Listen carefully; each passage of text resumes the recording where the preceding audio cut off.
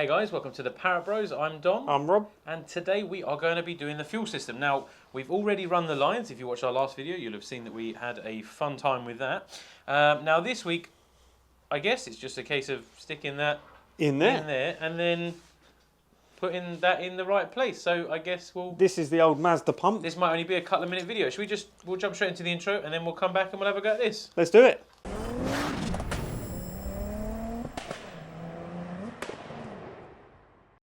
Right, go on then. If you throw that in there, we'll bolt it up and then we'll shove it in, shall we? Yep. Pull you back to the... Oh. Okay, it doesn't go that way. Spin it round. It's got to fit the other way in it. Yeah, because there's a hole, there's a extension in the bottom to take it, so... That's the swirl pot, isn't it? Or the last bit of tank. But that definitely don't fit as well. Oh. And it's there was a bracket, wasn't there? There was a bracket, yeah, get the bracket. See if that helps. Well... Oh, that's... How is that going to help? How's that going to help? Do we have to cut it? Should we just... Something's a bit rough here, isn't it? Should we... Let's hold on a minute. So this is... It's the right angle, but it's not the right width. But it's a little bit too long. Just a touch. Okay, so... Yeah. Maybe we need to do something to this. Should we get the manual out? Let's get the manual. Where's the manual? Right, so we have just done the most masculine thing we possibly could and read the manual. Now it says, basically, what we've got to do is cut this. So where it kicks to the right, we actually need to cut it and then kick it to the left with this little cheeky bracket they've got. So basically, if you hold it like that, we're going to cut it here, and then we're going to stick this bracket on, sending it the other way, which then basically... If you look, it's going to make it kind of straight and then with just a slight kick. And I think we also remove some of the length there. So we're going to take this down, give it a cut down, get it shorter. And then we need to ream these holes out, we reckon, as well. Yeah, we have to drill these holes out to take a 6mm bolt. Yeah, because they've got M6s all the way around. Yeah. Gasket-wise, it's already got a rubber seal on it. Got a rubber seal on it. Which is quite nice, so we shall do that. So, let's see what tools we need. So we've got, what we got? We've got some 6mm screws, we've got the rivets, we've got, obviously, this bracket. We have a drill, rivet gun. We're going to need some sort of cutting device. Yeah, I've got a Dremel. Dremel angle grinder. Screwdriver to undo We'll take this apart first. Yep. And then we'll get choppy, shall we? Yeah, let's do that. Right, let's go to the bench.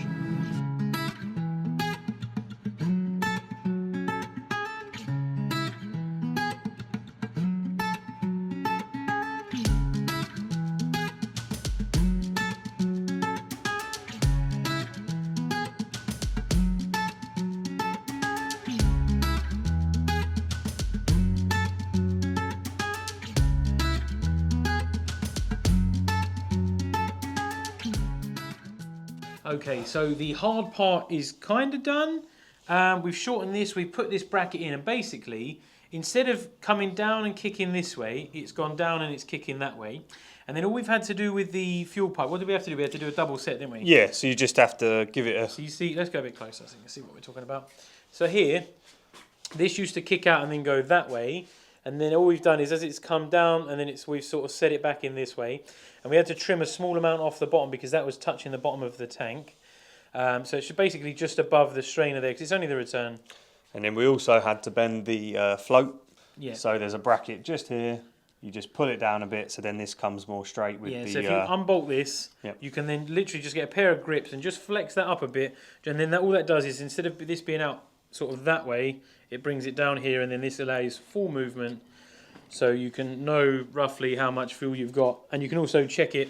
We held it against the side of the tank, looking down that, and you could see that it wasn't fouling the tank, so you know it's going to work. What else? We had to drill, so to bolt it into the tank, you just had to drill 8 holes, and they're a 6mm hole. So then that can bolt into the top of the tank, which, should we get in now? Yep, so before we do that, we've reused the original gasket, which is down here. Now, this gasket is all 6mm, that goes round there. I'll just quickly show them. So this has little like locators, these ones here, that go up into these slots. Now on the bottom, directly under the ones on this edge, on the sides, there's a little tab which you just have to trim. Now if you're allowed to use a standing knife without adult supervision, if you just get the blade and sort of hold it like that, you can just slice it off without damaging the gasket, because what you don't want it to do is on the tank, because it's a solid piece of alley, there's nowhere for it to go. So you can either do one of two things: drill a hole, or just trim it off, because it's not going to go anywhere once you've got all the bolts in. It's for a locator when you put it into a genuine fuel tank. But obviously we're not using a genuine fuel tank. We're using an alley one, which is what, 25 litres? No, I 40 think litres? it's meant to be about 39. Oh, okay. Apparently, but Apparently. And obviously being not that heavy, should go quite a distance. And it's got a litre in the bottom. So I think, forward thinking here, let me know if you agree that we should do a video how far we can drive on a full tank before we run out. before we run out. Yeah, I reckon we'll do that. This got to be worth a laugh, isn't it? Down How the many line? miles we set? Is that? We'll get how many miles do you think we can do in this? Obviously, we'll have to come back to this video in the future, but how many miles do you think we can do?